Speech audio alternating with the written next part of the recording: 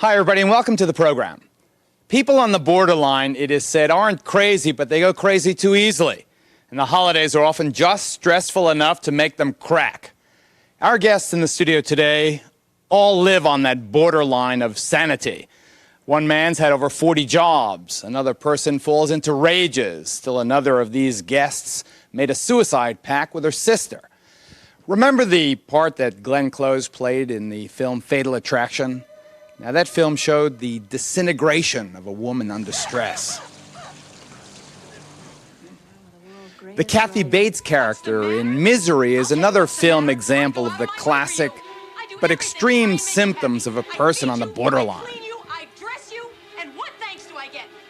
But now let's go to real life.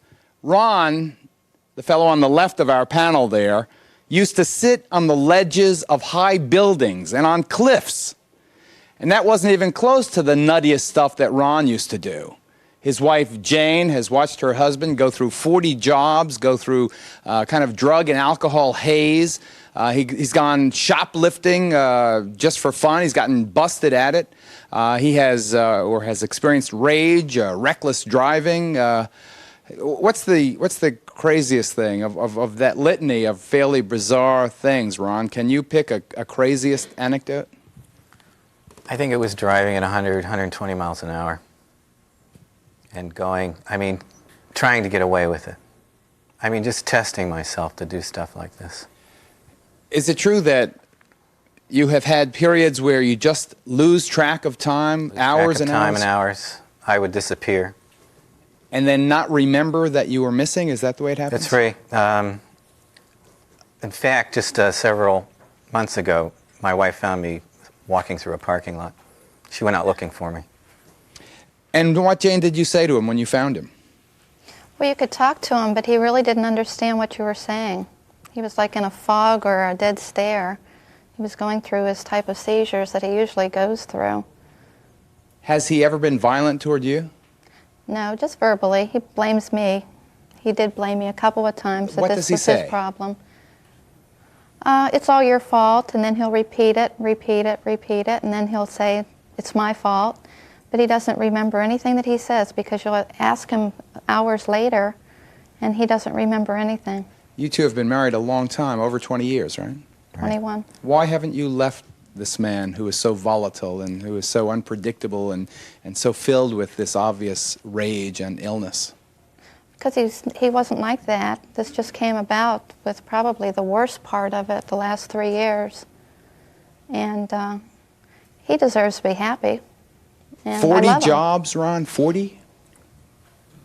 I just couldn't. I would lose it. If somebody attacked me, what I call attacked, I would begin to jump to conclusions, and I couldn't trust those people anymore. I thought they were really out for me. And that sounds very strange, but it would be just a bizarre thing. I would just walk away, and I've walked away from some very, very good jobs. When you're sitting on a cliff, the edge of a cliff, or on the ledge of a high building, describe what it is you're feeling. What's the point? I need the endorphins. That's what I thought. I didn't know what it was, but I needed that rush from the inner drugs that are in my body to just release me for a moment or two. What are you feeling up there on the edge of on the precipice, on the edge of death? Power. I needed the power. Power over what? Over this. I didn't know what it was. I had no idea what it was. Since they were married as teenagers, our next guest, Angie, has subjected her husband, Doug, to 17 years filled with rage and depression, and even a suicide pact that she made with her sister Brenda, who we'll hear from later in the program. What was the suicide pact all about? Well, we had decided after a number of things had gone wrong in our life, our childhood. I come from alcoholism, incest, and so does my sister. And after a lifelong time of suffering, we had decided we couldn't take it anymore. We had tried to do everything that we could, from read books to make ourselves better, to smoke pot until we dropped. We tried everything, and nothing worked. So one day we decided, also, we had gone to see a numerous amount of doctors, and we had been told PMS, high-strung, manic depressant, been given the wrong drugs, Xanax, Elavil, Centrex. And at that point in time, we couldn't take it anymore. So we decided we'd gather our 100 Elavil, roll about 10 joints, get a bottle of vodka, sit in my sister's car with the garage door down, and smoke literally till we dropped. Brenda, are you there? Yes, I am. Is that how you recall this suicide pact? Exactly, word for word. Did you write notes? I'm sorry? Did you write suicide notes? No, we hadn't gotten that far yet. I'm sure we would have. By the time we got to the car, we would have done that. But we had definitely made up our mind that that was it. It was over. Were you and Angie incested by the same man? Yes, Who was it? my uncle. And I what believe my did your father. uncle do and when? How old were you?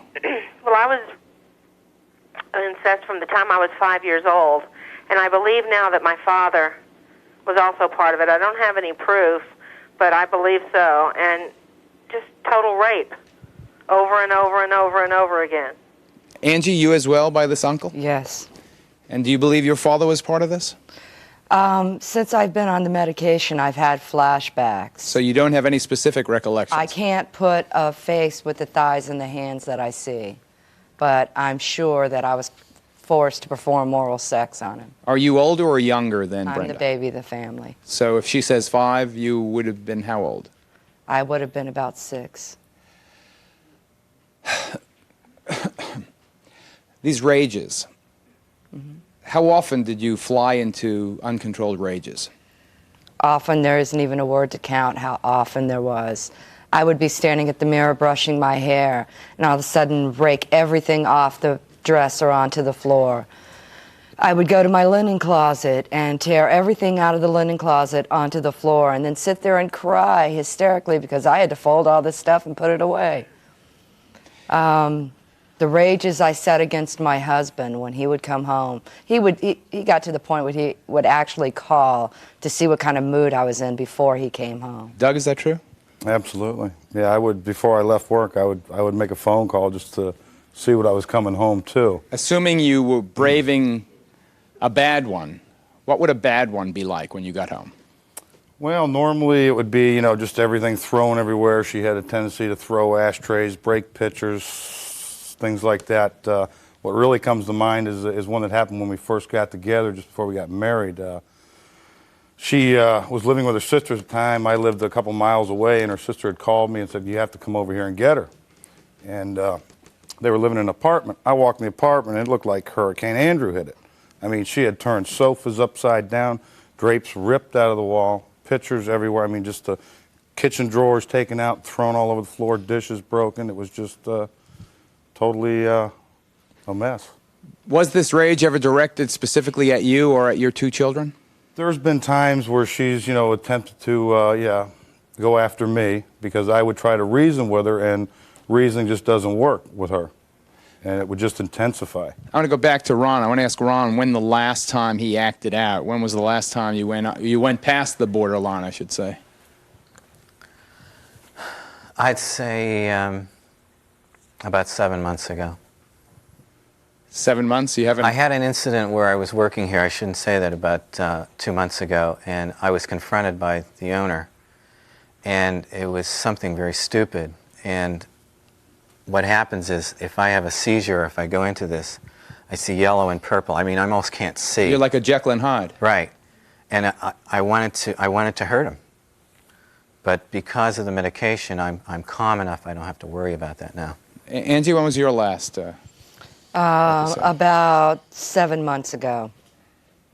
You haven't had any impulse to strangle Doug in the meantime? As a matter of fact, no. Since I've been on Prozac and the medications that Dr. Heller has put me on, it's been a miracle. Okay, I am well- a new person. We'll talk about Prozac, very controversial drug, as you know, ladies and gentlemen. Dr. Heller, the man who really has coined this whole idea of borderline personality disorder, will teach you what it is and how to know if that's what ails you. Let me move on to Jeff right now, though. He's frightened his mom, Jan, to death by his violence in school, walking around with a terrible chip on his shoulder, the school bully. He's even physically mutilated himself. How'd you do that, Jeff? What'd you do to yourself? I used to stick safety pins in my arm.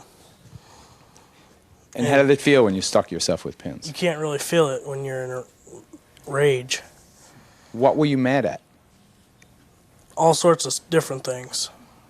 Like what? Give us an idea. Try to. Well, lots of times it would be my mom. And instead of hitting her, because I knew if I hit her, I'd probably hurt her bad. So instead of hitting her, I'd just go to my room and stick a needle in my arm.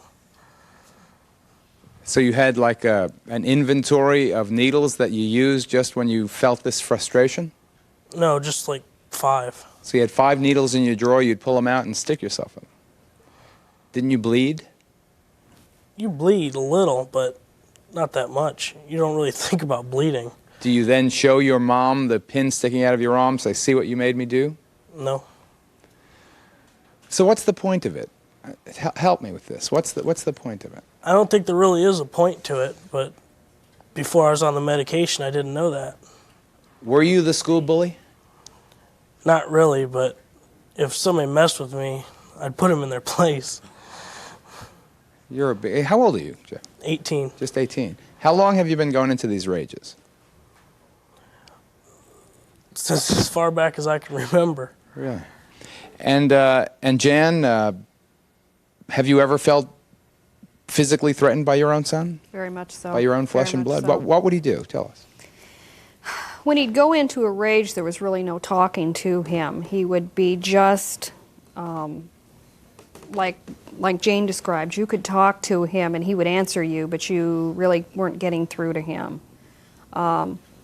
There's been times when I've been very, very frightened of him. I can remember one incident where we were outside and he went into a rage and we were basically running up and down the road chasing each other.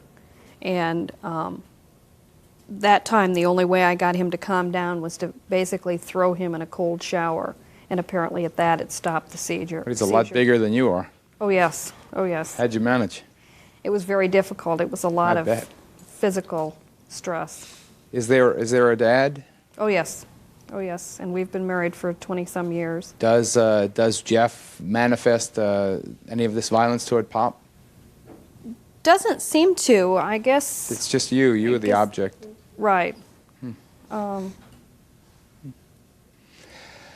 Annie, our final panel member was or is a nurse who, because of her borderline situation, was extremely forgetful. One time it almost cost at least one of her patients his life. What happened, Annie? It was about a month ago.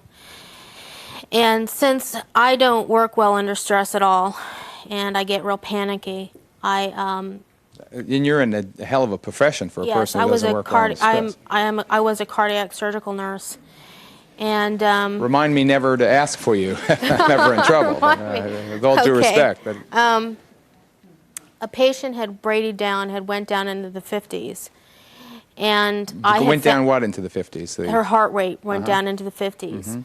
And I had found out 4 hours later, and panicking over the patient going over into a heart rate of 50 in the 52, I went and got a temporary pacemaker, put it on the patient, and was testing a healthy heart on a pacemaker, and it should have never been done. What could have happened? The patient could have gone into ventricular tachycardia. It's a nearly lethal arrhythmia. Life on the edge, borderline personalities, they are the focus of this edition of Geraldo.